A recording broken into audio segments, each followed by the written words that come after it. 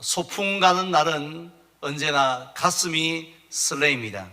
하지만 아무리 소풍 가는 날 날씨가 좋고 장소가 근사하고 프로그램이 기발하다 할지라도 무거운 짐을 잔뜩 이고 지고 있으면 절대로 즐겁고 행복한 소풍이 될 수가 없습니다.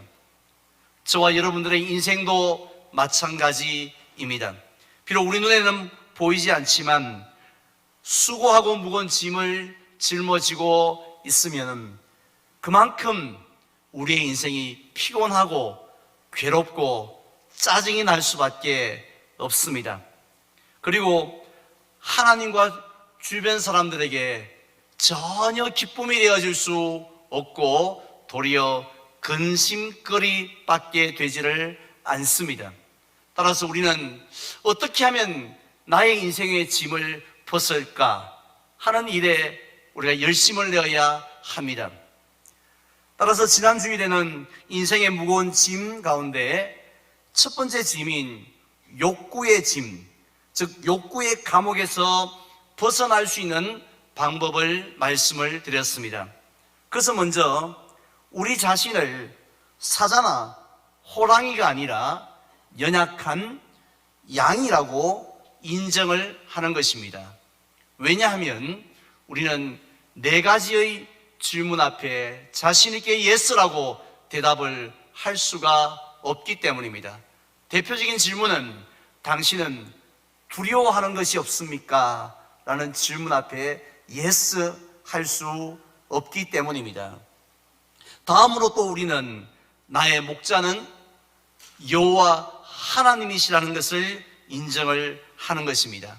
즉 자존하신 하나님, 불변하신 하나님, 그리고 환경이나 상황에 전혀 제약을 받지 아니하시는 그 하나님께서 나의 인생을, 우리 자녀의 인생을 책임져 주신다라는 사실을 확실하게 믿는 그 순간 우리도 다윗처럼 내게 부족함이 없으리로다라고 고백할 수 있는 줄 믿습니다. 오늘은 두 번째 인생의 짐을 내려놓는 시간을 가지려고 합니다. 통계에 의하면 미국에서만 이것 때문에 무려 7천만 명 정도가 지금도 고통을 당하고 있고 매년 3만 8천 명 정도가 이것 때문에 귀한 목숨을 잃고 있습니다. 그리고 이것 때문에 매년 93조 정도의 생산성 비용이 낭비가 되어지고 있고요. 또 이것 때문에 어른들은 말할 거 없고 심지어는 그 어린 10대들조차도 고통을 받고 있는데 10대의 64%가 이것을 바로 학업 부진의 주요 원인으로 꼽는다고 합니다. 그렇다면 이것이 무엇인지 짐작이 가십니까? 놀랍게도 이것은 잠을 자고 싶어도 잘 수 없는 불면증입니다. 혹시 아시는지 모르겠습니다만은 제가 가지고 있는 여러 가지 별명 중에 하나가 삼초입니다.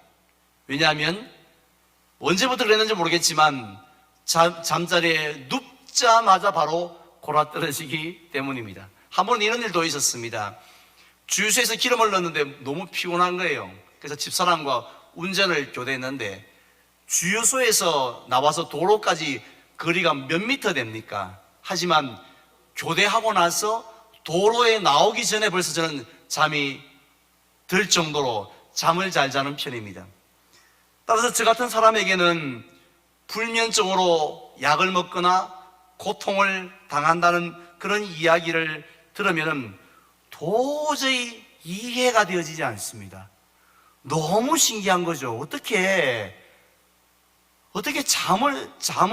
잠자리에서 못 자서 그게 고민이 되는지 신기합니다. 그런데 우리 주변에도 보면요, 신경 안정제를 먹고 잠을 청하여 보지만 자정이 지나도 또 새벽이 될 때까지 날이 훤하게 밝아오는데도 불구하고 눈은 점점 더 말똥말똥 초롱초롱해지는 사람들이 적지 않다고 합니다.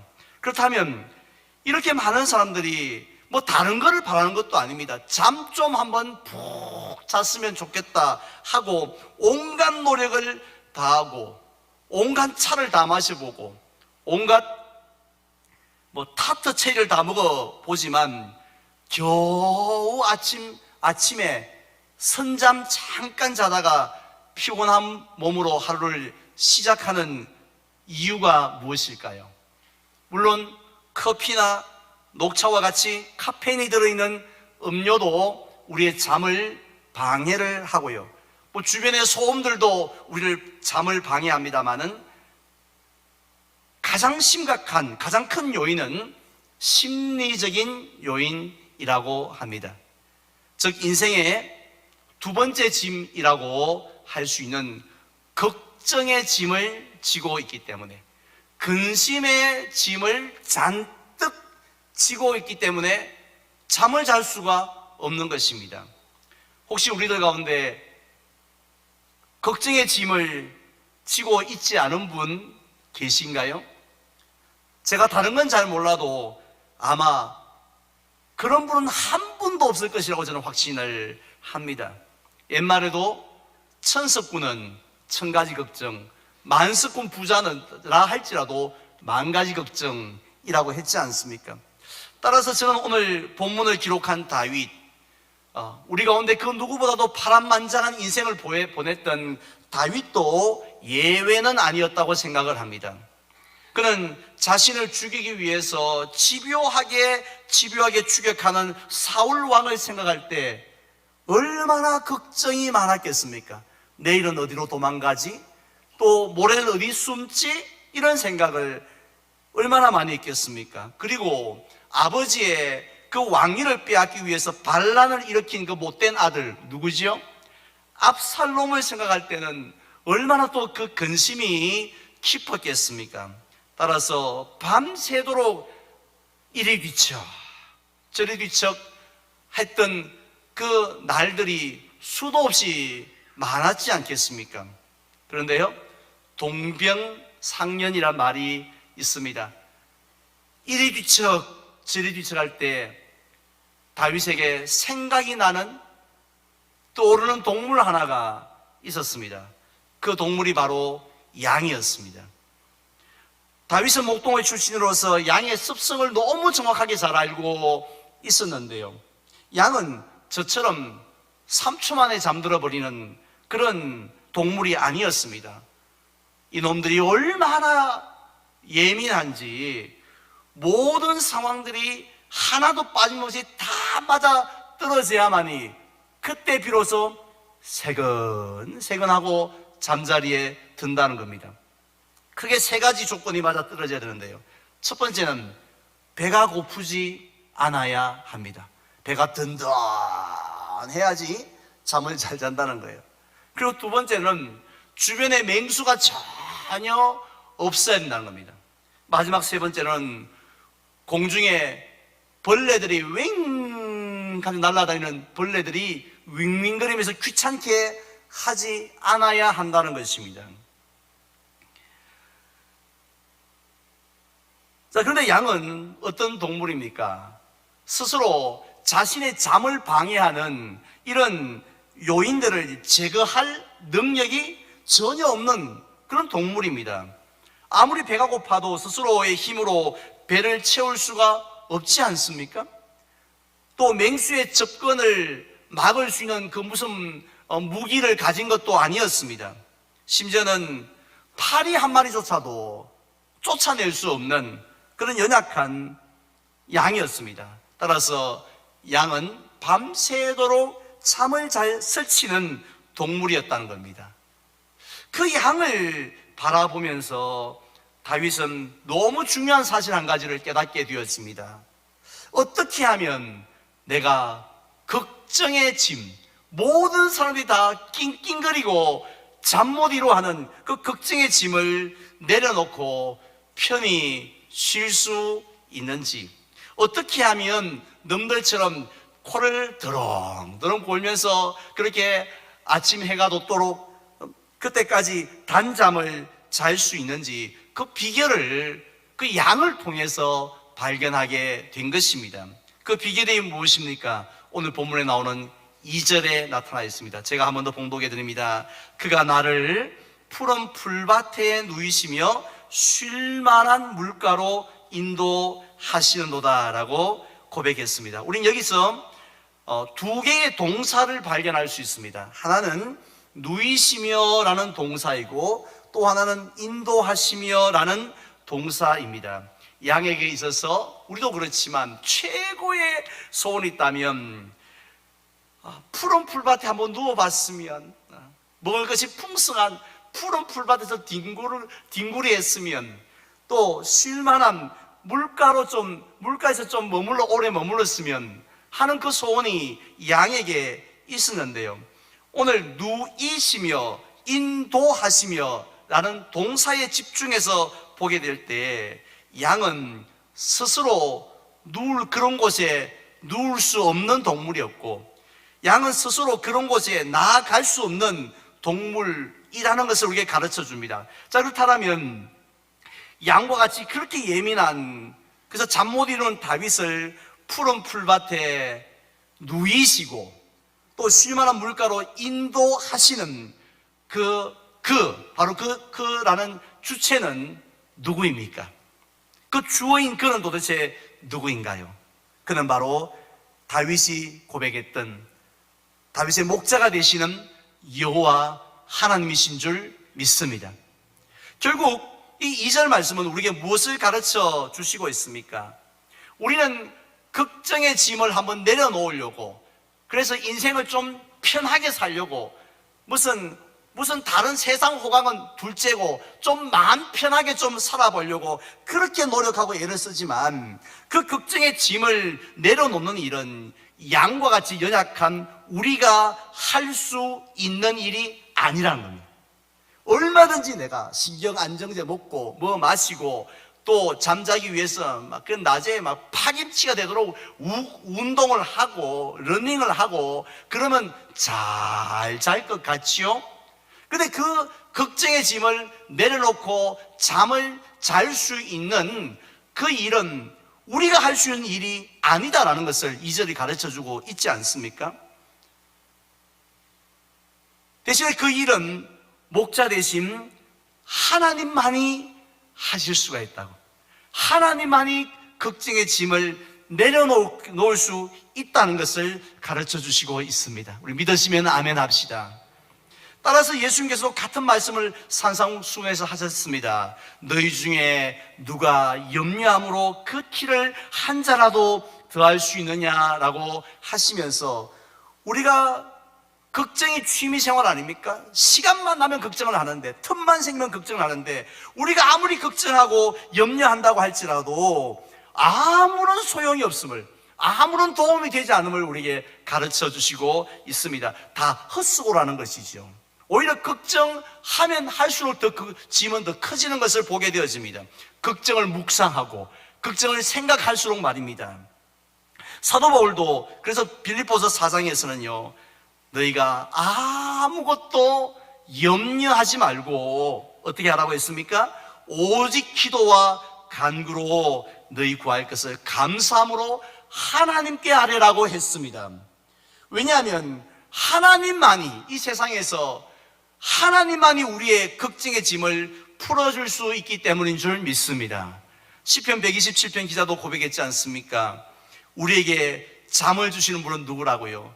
여호와께서 그 사랑하시는 자에게 잠을 주신다고 했습니다. 우리는 까짓 것, 잠자는 것, 짐 내려놓는 것 우습게 생각을 합니다만은, 그러나 그 편히 잠자는 것 하나님의 은혜인 줄, 오직 하나님이 주시는 축복인 줄로 믿으시기를 바랍니다. 자, 그렇다면 하나님은 어떤 방식으로 우리의 이 걱정이라는 짐을 풀어주실까요? 두 가지 방식으로 걱정의 짐을 풀어주십니다. 그래서 첫 번째는요, 한번 따라할까요? 때를 따라 도우신다. 어린이집에 다니는 한 남자아이가 있었습니다.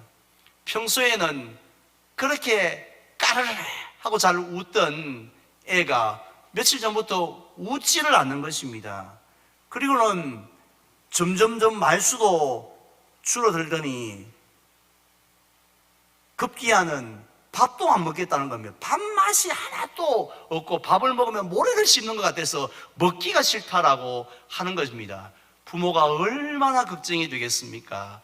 뭔 걱정이냐고 물어봤더니만 이 아이가 한숨을 길게 푹 쉬면서 아빠, 내가 지금 5살인데 100살이 되면은 왜 하겠습니까?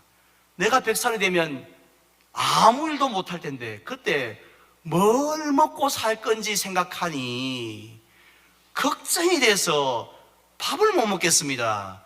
이렇게 말을 하면 부모가 뭘 하겠습니까? 쓸데없는 걱정하지 말라고. 사실 이런 걱정에 빠진 아이가 세상에 어디 있겠습니까? 그런데요, 이런 쓸데없는 걱정에 빠진 어른들은 너무 많다는 겁니다. 저와 여러분들이 그 아이 같지 않습니까? 우리가 가만히 생각하면 우리는 생각 중에 또 대화 중에 어떡하지? 라는 말을 많이 품고 삽니다.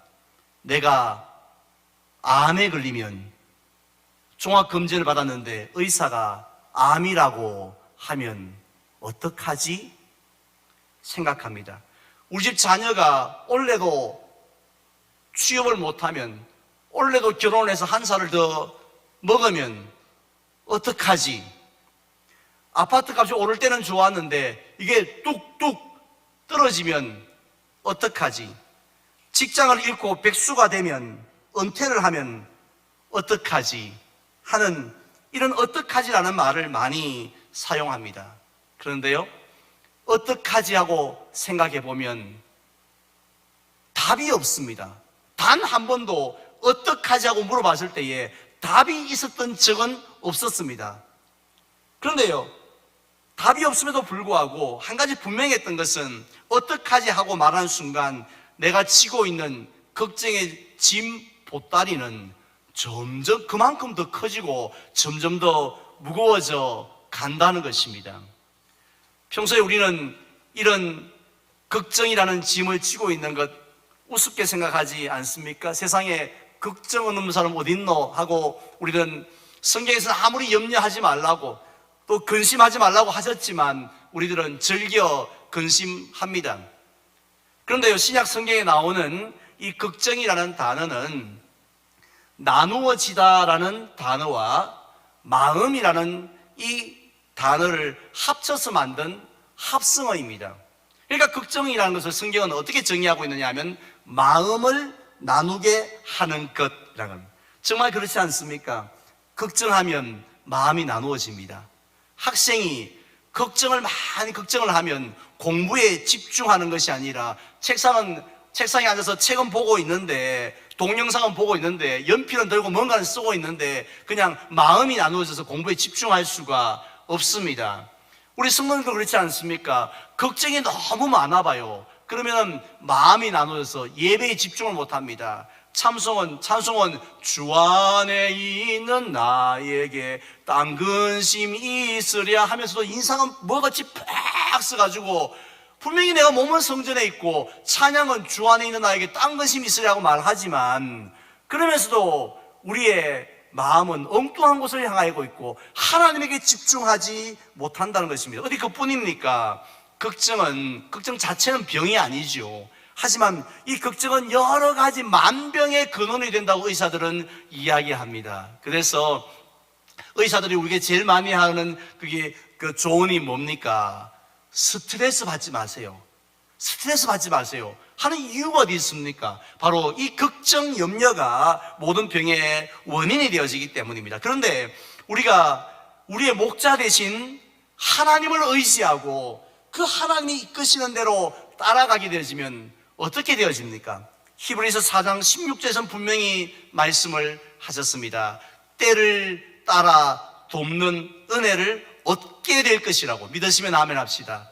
우리가 하나님 주여 주여 하고 우리가 답은 없는 인생을 살고 있지만, 그러나 우리의 모든 인생의 답 되시는 하나님을 향하여서 엎드려서 그냥 주여 주여, 내가 뭐 아무것도 내세울 건 없지만 그냥 또 주여 아버지여 하고 주님을 찾게 되어지면 하나님은 때를 따라 돕는 은혜를 주신다는 것입니다. 여기서 때를 따라 돕는 은혜라는 것은 꼭 필요한 그때에 도와주시는 은혜를 가리킵니다. 작년 한 4월인가 5월달쯤요, 베트남에 있는 우리 교회 집사님으로부터 제가 선물을 받았습니다. 얼마나 그 안에 들어있는 선물의 내용이 마음에 들었던지, 얼마나 제가 기뻐했는지 감사했는지 모릅니다. 그 선물이 뭔지 아세요? 마스크였습니다. 제가 지금까지 살아오면서 많은 선물은 받아봤지만 마스크 선물은 처음 받아봤습니다. 만약에 제가 그 선물을 코로나 사태 일주일 전에 받았다 할지라도 그렇게까지 기뻐하고 고마워하지는 않았을 겁니다. 그런데 마스크를 그때 뭐라고 불렀습니까? 금스크. 하도 귀해가지고 뭐 약국에 가서 줄 서서 뭐 생년월일 뭐 별로 뭐 준다고 그래가지고 줄 서서 받으러 갔던 금스크. 그만큼 귀한 거죠. 그 귀한 것을 바로 그때 필요할 때 한 박스나 보내준 겁니다. 이것이 바로 때를 따라 돕는 은혜의 정의입니다. 하나님은 은혜가 풍성하신 하나님이신 줄 믿습니다. 그렇다고 해서 은혜를 함부로 낭비하시는 분도 아니십니다. 꼭 필요한 은혜를요, 꼭 필요할 때에 도와주신 줄 믿습니다. 우리가 학생일 때, 고3일 때는요, 그 고3 그때에 필요한 은혜로 도와주시고, 우리가 군인일 때는, 전방에서 철책선을 지킬 때는 그때 필요한 은혜로 채워주신 줄로 믿습니다. 우리가 암 환자가 됐을 때는 그때 필요한 은혜를 하나님께 그 병상에서 베풀어 주시는 줄 믿습니다. 예전에는 그냥 스쳐 지나고 좋은 말씀이다 했던 그 말씀 한마디로 나를 일으켜 세워주시고 나를 붙드시고 회복시켜 주신 줄로 믿습니다. 그리고 또 우리가 노년이 되었을 때에 우리가 내가 80이 된다, 90이 된다 할 때 그 노년이 될 때에 어떻게 하지? 답이 없습니다. 하지만 하나님은 그때에 필요한 은혜를 예비해 놓으시고 도와주신 줄 믿습니다. 심지어는 저는 목사로서 죽음 앞에 선 성도들 많이 만났습니다. 근데 저는 늘 느꼈던 게 뭐냐면 하나님은 우리가 이 땅에서 인생의 가장 어렵고 힘든 그 산인 죽음의 산 앞에 섰을 때에 그때 필요한, 꼭 필요한 은혜를 주신다라는 것입니다. 이 하나님이 저와 여러분들의 목자이심을 믿으시기를 바랍니다. 꼭 필요한, 나보다도 나에게 더 필요한 게 뭔지 아시는 그분이 채워주시는 분이시기 때문에, 따라서 그분을 믿을 때 우리에게 있는 걱정의 짐들이 사라지는 줄로 믿습니다. 마지막 두 번째는 따라할까요? 한 걸음씩 도와주신다. 출애굽한 이스라엘 백성들에게 하나님이 어떤 방식으로 먹을 것, 만나를 제공해 주셨는지 우리 잘 알고 있습니다. 하나님께서는 그 바쁘고 피곤한 광야 생활하는 이스라엘 백성들을 불러서 일주일치를 한꺼번에, 또 한 달치를 한꺼번에 그렇게 주시면 얼마나 편리하고 효과적이겠습니까? 근데 하나님은 어떻게 하셨죠?